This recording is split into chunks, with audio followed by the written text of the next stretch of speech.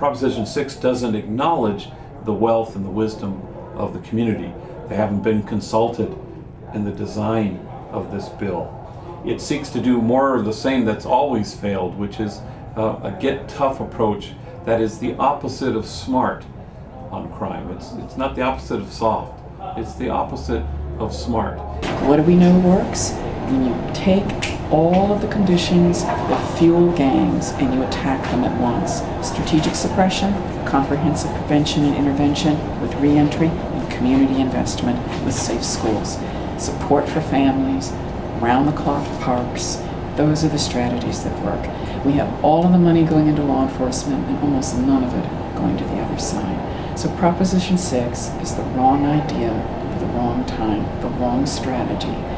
It's called the Safe Neighborhoods Act, and in fact what it proposes will ensure that we won't be directing the resources where we need to make sure that our communities are healthy and whole and above all hopeful.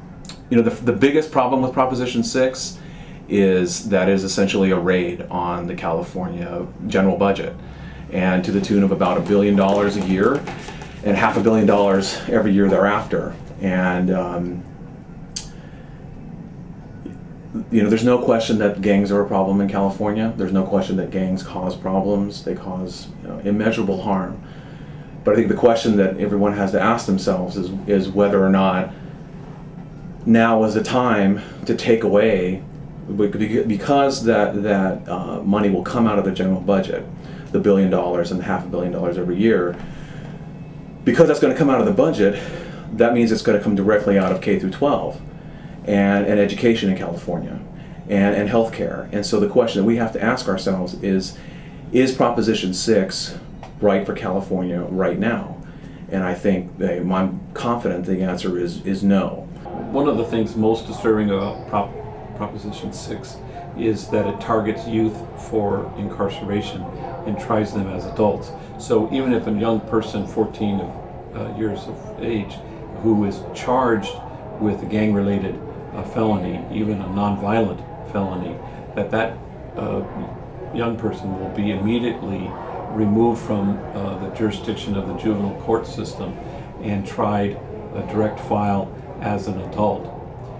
Whereas in the youth system, we still have the intentionality of rehabilitating and helping and seeing that this is a young person damaged who could benefit from assistance and resources. But once they're tried as an adult, all efforts at rehabilitation for that young person are abandoned, and they're just left to face the adult world, even though they've been defined by society by their age as a child in every other way, in every other circumstance, except in this one circumstance. The max that I was facing was 16 years, but I took a deal for 5 years, 2 strikes. A lot of these kids who could turn out and do some of the things that I've done, they don't have that chance. They don't even have the chance to do it. You know, and I think, and like I said, there was things in the juvenile justice system that actually helped me. Being able to attend college courses while I was incarcerated.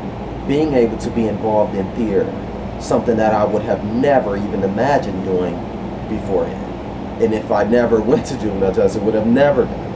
And I sometimes wonder, would that light have ever gone off if I didn't get into theater? I don't know. I don't know. This is God's hope for us as a community, that will be smart about how to address these issues.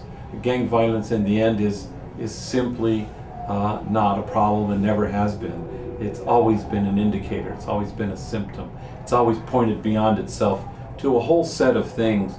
Because we neglect to address those well, the symptom occasionally rages out of control. We finally have come to a time in the history of this city where we know what to do, and we need to fund that knowledge and that wisdom. Proposition 6 will prevent us from doing the right thing, the smart thing, the morally correct thing, and in the end, the effective thing that you can measure. And it stands against all the failed policies of the last 40 years.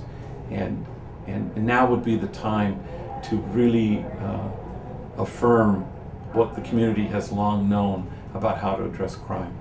I think that what we need to do is go to the drawing board and say, how do we fund comprehensive prevention and intervention? How do we fund the family support systems? How do we make sure that police get the resources they need to have civic backup so they don't have to arrest children?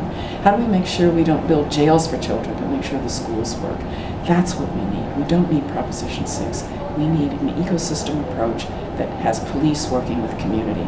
Proposition 6 does not fund community. It funds suppression.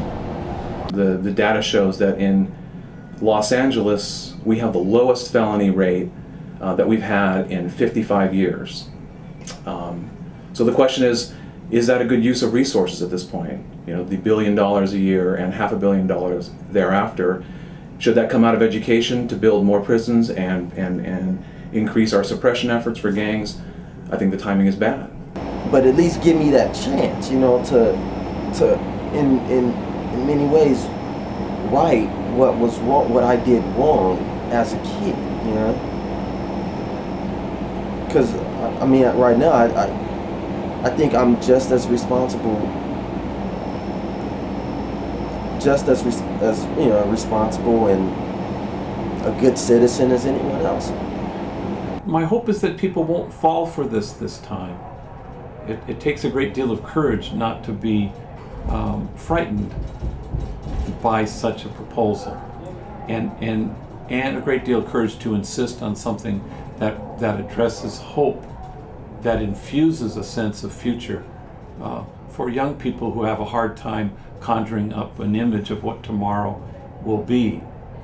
That's what has to happen. That's what you need to fund. That's what you need to mobilize around, is a true and certain sense that the young people in poor communities of color